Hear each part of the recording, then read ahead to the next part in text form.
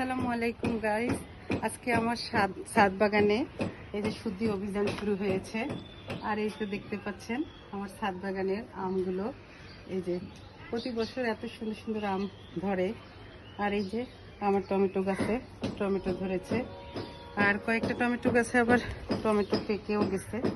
এই যে দেখতে পাচ্ছেন আমি এই দুটো টমেটো ছেঁড়ার জন্য আসছি। আর এই যে সামনে ঈদ চলে আসছে, লেবুগুলো রেখে দিয়েছিলাম। এই যে লেবুগুলো কত সুন্দর হয়েছে। নিজের ছাদ বাগানের জিনিস আসলে খেতেও যেমন সুস্বাদু এবং অর্গানিক, এবং এই যে এখন ছাদ থেকে যে পেরে খাচ্ছি এটাও কিন্তু অনেক খুশির এবং আনন্দের। ছাদ বাগানে আসলে ইদানিং সবাই এখন ছাদ বাগান করে কম বেশি, এবং যারা ছাদ বাগানে মনোনিবেশ করে তারা সুন্দর সুন্দর এরকম ফসল খেতে পারে।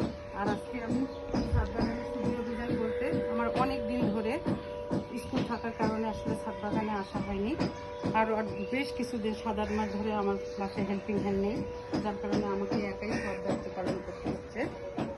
আর এই যে দেখুন আমার এই যে ডালিম গাছে কত সুন্দর ডালিম ধরেছে। আর আজকে আমি ছাদ বাগানের শুদ্ধি অভিযানের জন্য আমি একটা লোক নিয়েছি কাজে। আর এই দেখুন আমার টবগুলোতে সুন্দর করে এইভাবে পাতাবাহারগুলো দিয়েছি। আর এই যে দেখতে পাচ্ছেন পেয়ারা গাছ, ওইদিকে আমার সব ধরনের ফুল গাছ, এবং ওই যে সুন্দর ছোট্ট একটা গাছে দুটো আম ঝুলছে। আর এখন আসছি বেগুন নামাতে। আমি এই যে দুটা বেগুন গাছে অনেকগুলো বেগুন খেয়েছি, মাত্র দুটো বেগুন গাছ। দেখতে পাচ্ছেন গায়ে এই যে বেগুন কিন্তু অনেক শক্ত ডাটা। আর এই যে দেখুন বেগুন গাছের পোকাও ধরেছে। আর এই বেগুনটা খেতে অনেক স্বাদ, এরকম ছোট ছোট হয় সাদা বেগুন। দুই ধরনের বেগুনে কিন্তু কাটাও আছে। আমি আবার মাঝে মধ্যে এই যে পোকা ধরা পাতাগুলো এইভাবে ফেলে দেই। আপনারাও এরকম আমার মতো ব্যস্ততার মাঝে ছাদ বাগান করবেন এবং অর্গানিক সব কিছু খাবেন।